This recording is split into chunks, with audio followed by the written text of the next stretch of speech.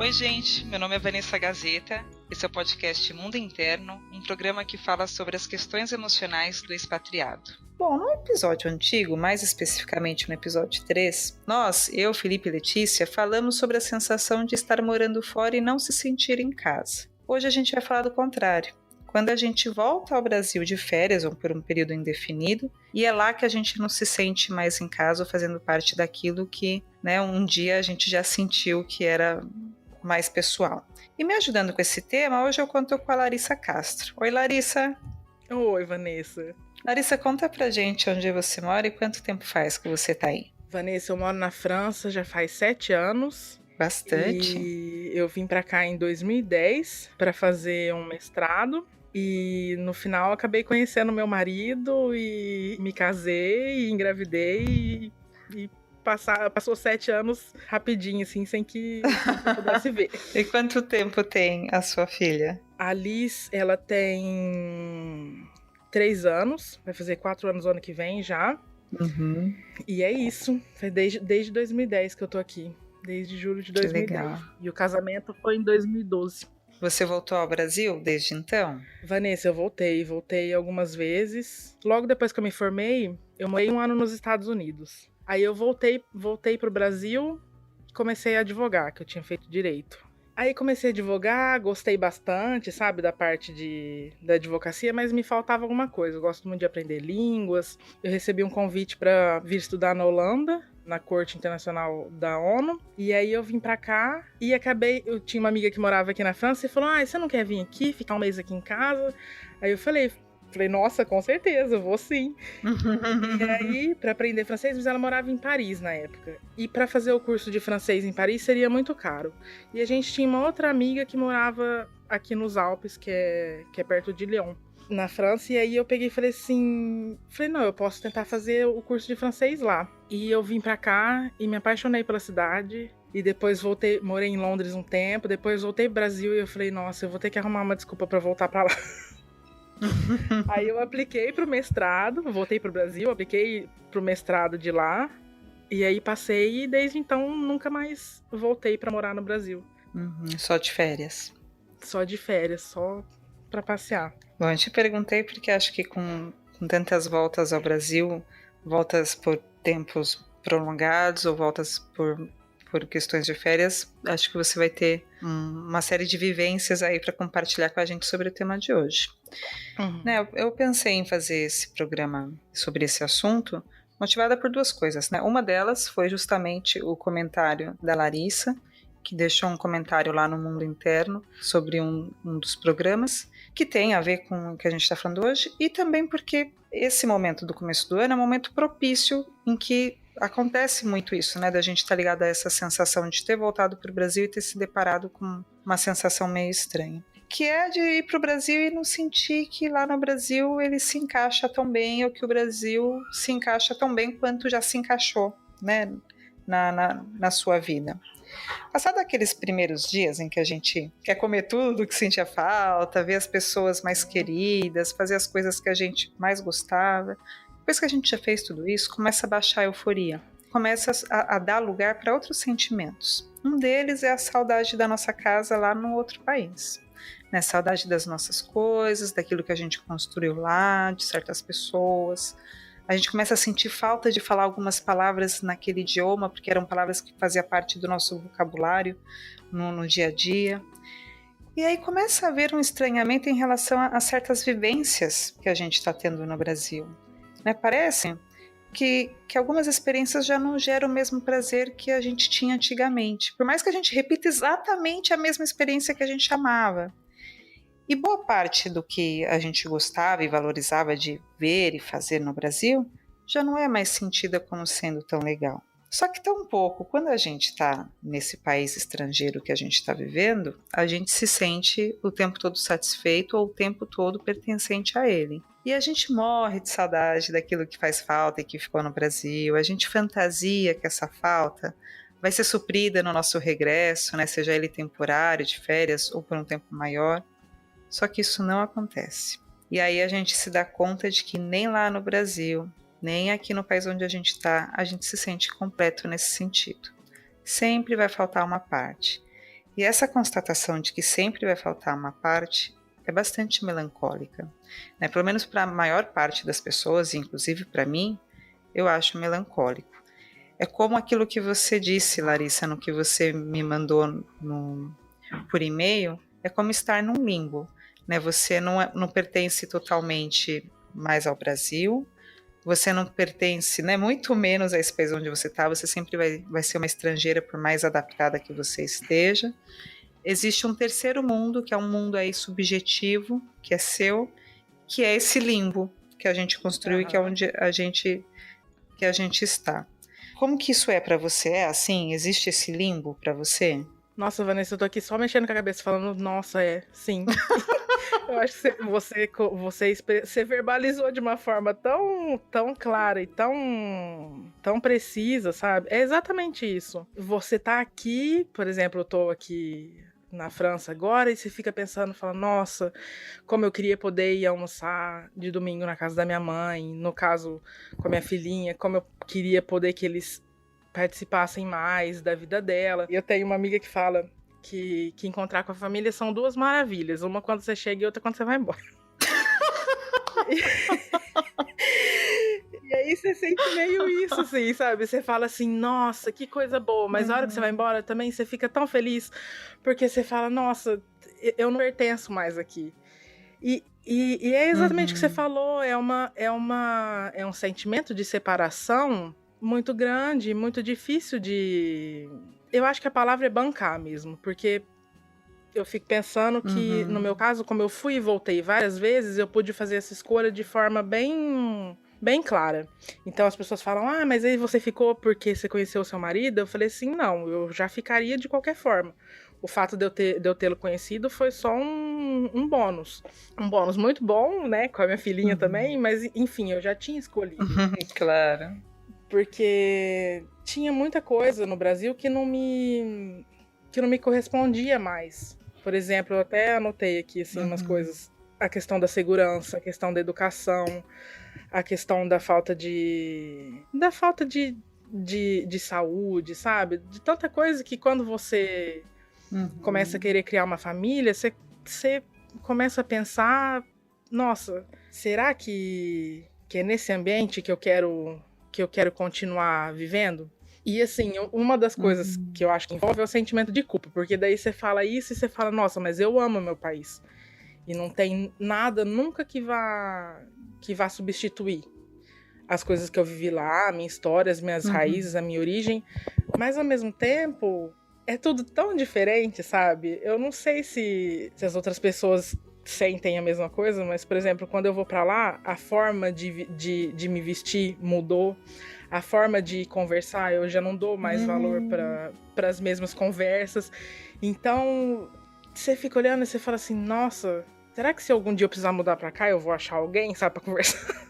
Eu concordo plenamente. Quando você fala, será que as outras pessoas se sentem assim? Eu já te conto que sim. A maioria das pessoas se sentem assim. Acho que 2 sentimentos que você nomeou são realmente os que eu nomearia também como os mais presentes. A culpa e a tristeza. Quando a gente, é como você disse mesmo, quando a gente percebe essa sensação de não pertencimento total, né, em algumas partes a gente ainda se sente pertencente, mas não é mais aquela totalidade. Quando a gente percebe isso, a gente se sente meio que traidor da nossa pátria, né? Como se a gente estivesse se estrangeirizando, e isso gera culpa. Ainda mais se vier acompanhado de observações da família ou dos amigos, né, que costumam apontar, até com certo ressentimento, porque a gente mudou e aí eles sentem que a gente não é mais a gente mesmo, que fala, agora você é uma fresca, né? Agora Nossa, você não gosta mais dessas coisas, você está falando de... Se identificou, Larissa? Nossa, Você está falando de roupas e de assuntos... E eu fico pensando assim, uma coisa pessoal, mas eu sempre gostei muito de me arrumar, de me maquiar, e isso passou, né? E aqui no Uruguai isso não é uma coisa normal, não é, a gente se maquia e usa salto para ir no casamento, e olhe lá. E eu falei, eu acho que elas estão certas. Eu comecei a afrouxar nesse sentido também. E aí, às vezes, eu escuto coisas assim, você tá muito uruguaia, aí isso quer dizer desarrumada. Lógico, é um comentário que não é tão ofensivo, mas se você já está se sentindo culpado ou um pouco estrangeirizado, isso piora. Né? E quando você fala da tristeza, quando você pensar, mas se um dia eu precisar voltar e eu não vou ter mais o mesmo assunto, também é outra coisa que eu vejo ser muito frequente.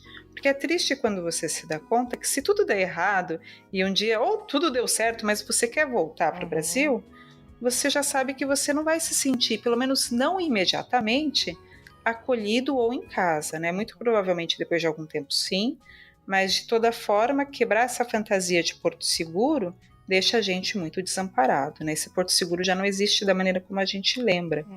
Então, a sensação de que você perdeu algo valioso, uma referência, um lugar para voltar, por mais que no fundo não seja bem assim, dói, né? Dói num lugarzinho profundo da gente.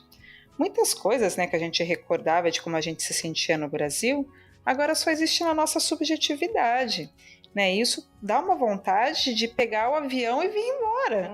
Né? Porque aquela casa que a gente lembrava no Brasil, ela está muito descaracterizada. Então é comum que na maior parte das vezes a gente não se dê conta muito do que está nos entristecendo ou irritando. Quando a gente chega e depois que passou essa euforia a gente começa a se sentir assim.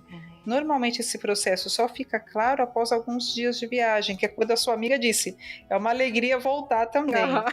Né? E tem gente que nem nessa hora percebe que ficou triste por causa disso, que só percebe depois que já voltou e passou um pouco da viagem e aí tá recapitulando, mas pelo que você está me falando, para você isso é muito nítido, né? Nossa, demais. E foi muito engraçado em 2009, quando eu voltei para o Brasil e que eu estava preparando para o meu mestrado para poder aplicar para cá, como eu tinha vindo para cá e tinha estudado na Corte Internacional de Justiça com 90 nacionalidades e tinha conversado com gente. Sabe quando você encontra com gente assim da sua idade, na época eu devia ter uns 27 por aí, e a pessoa começa a te falar de umas coisas assim, da inserção do cavalo na América do Norte, e você fala assim, gente, nossa, o que eu tava fazendo que eu perdi, sabe? Esse tipo de informação, como é que... Nossa, eu quero ser assim. Será que eu consigo recuperar esse tipo de conhecimento tão interessante, sabe? E aí eu voltei pro Brasil e as pessoas conversavam de coisas que provavelmente elas conversavam antes. Mas como eu tinha mudado, aí eu já ficava tentando puxar umas conversas mais assim, mais política, mais engajada. Aí eu lembro claramente das pessoas olharem, nossa, Larissa, tá estranha. Sabe, assim, tipo, você já não tá mais se conformando com as coisas daqui. Aí você começa a trazer pra si, né? Você começa a achar, você fala, nossa, será que sou eu mesmo que não deveria estar sentindo isso? Mas eu acho que se você tem o seu objetivo claro, o objetivo de vida, eu falo assim, no sentido de o que você quer fazer? Você quer ter uma vida confortável, uma vida estável, em que você tem uma rotina e isso vai te fazer feliz, que nem eu tinha começado a estudar para concurso, para o Ministério Público. E aí eu ficava pensando, falando, nossa, eu vou passar a vida inteira dentro de um escritório, sabe, de um gabinete, e será que é isso que eu quero fazer na minha vida? E não era. Então, como para mim ficou muito claro que eu quero aprender coisa diferente, eu quero conhecer gente diferente, eu quero ser desafiada, eu consegui vir mesmo assim, mas é muito difícil. Exatamente o que você falou, todo mundo olha e fala, nossa, no meu caso, o pessoal fala que eu tô francesa, né? Mas não é, dá pra ver também que não é muito um elogio, sabe? Não é meio assim, ai, tá metida, sabe? Eu enxergo também olhando a dor do outro. É um ressentimento de, puxa vida, eu não acredito que você mudou, né? Mas não quer dizer que nossa família, nossos amigos não vão aprender a gostar também desse novo ser que a gente se transforma a cada dia. Mas existe uma cobrança, né, para que tudo continue igual. Inclusive, a gente está falando da nossa dor, de ver que as coisas mudaram. A gente também queria que o Brasil ficasse intacto para a gente voltar e ver tudo daquela maneira como a gente gostava. Para amenizar esse sofrimento, vale lembrar que se sentir meio peixe fora d'água implica que nós nos movemos por dentro, né, para nos acomodar a esse novo lugar onde a gente escolheu viver. E isso é sinal de adaptação, é sinal de amadurecimento, de disponibilidade emocional para se reinventar, o que pode levar e geralmente leva a um crescimento pessoal. Então é bom. Apesar de doer quando a gente tenta se encaixar, né, naquele crivo de onde a gente saiu há alguns anos, esse movimento foi bom, essa mudança de nós mesmos foi legal. Né? Vale a pena lembrar também que nem tudo está perdido, né? Uma parte mudou, mas ainda tem lugares, ainda tem pessoas, ainda tem sensações que nos tocam no Brasil. E a cada viagem a gente vai ter que deixar as novidades entrar. Né? Senão a gente vai ficar só amargando aquilo que já não existe em nós ou nesse mundo que a gente queria a todo custo revisitar, mas que ele já não está mais lá ou já não nos toca. Mas o importante é deixar esse espaço em aberto para que ele possa acontecer. Leva tempo, né, para a nossa mente, para o olhar, para o olfato, para o corpo, readaptar as expectativas que a gente trouxe e ir aos poucos elaborando essa perda simbólica do lar que a gente deixou.